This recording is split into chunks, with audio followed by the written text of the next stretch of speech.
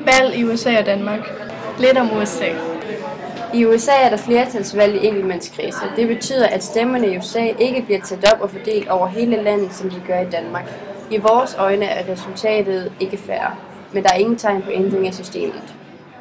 Primærvalg er et langstrakt udskillelsesløb, hvor det skal besluttes, hvem der skal repræsentere partiet. Stemmerne afgør, hvem som skal repræsentere partiet. Det er her, de delegerede skal pege på den kandidat, som deres vælgere har stemt på. Den, de peger på, skal stille op som præsidentkandidat. Det gælder herefter at promovere sig selv. Hvis en kandidat får stemmer nok til at få hovedparten af valgmændene i en stat, får han alle valgmænd over i hans pulje. Der er 538 valgmænd i alt, og man skal mindst vinde 270 af valgmændene for at blive præsident. Det betyder, at selvom man får flere personlige stemmer, så kan man stadig godt tabe valget. En svingstat er en stat, hvor det er meget usikkert, hvor stemmerne ligger. Det svinger meget fra år til år, og derfor kan det være nogle meget vigtige stater for valget. På billedet er svingstaterne markeret med gul. Den 14. forfatningsændring gjorde, at man havde retten til at stemme uanset race, farve og tidligere baggrund, som f.eks. slave i 1868. I 1920 blev den 19. forfatningsændring vedtaget, og hermed fik kvinder i alle stater rettighed til at stemme. Det var lidt om USA, og nu går vi videre til Danmark. I Danmark afholdes der folketingsvalg mindst hver 4. år. Det er i Danmark statsministeren, som udskriver valg. Alle, som har indsamlet nok underskrifter, kan stille op til valg.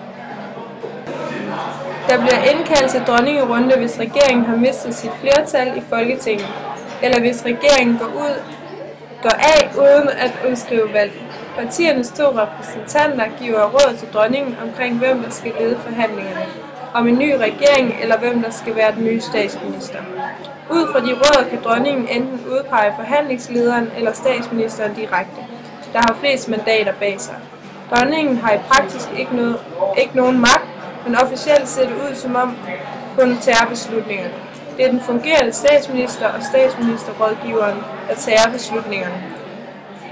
Ministrene bliver valgt ud fra overensstemmelse mellem statsministeren og regeringspartier. Statsministeren bliver tvunget til at gå af, hvis han får et flertal imod sig.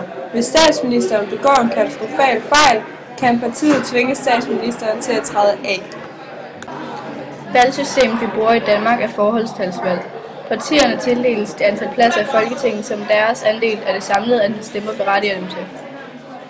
En spærregrænse fortæller den andel eller antal afgivende stemmer, et parti mindst skal have for at blive repræsenteret i parlamentet.